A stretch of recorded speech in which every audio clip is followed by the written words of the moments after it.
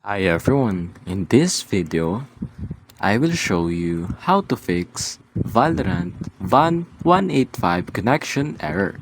So when you open your Valorant, you get the VAN-185 connection error. So I will teach you how to fix it. First, click on Windows plus R and then type in ncpa.cpl. Then click on OK. Now here, choose your internet and then go to properties.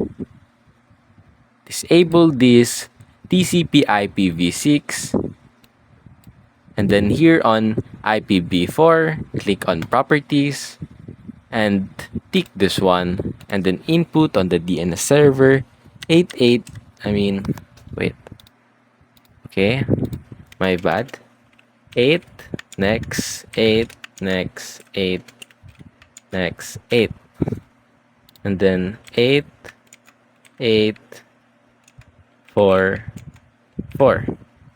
And then after that, hit on OK, then close, and your Valorant should work. And if that didn't work, try to reinstall your Valorant. And that's basically it.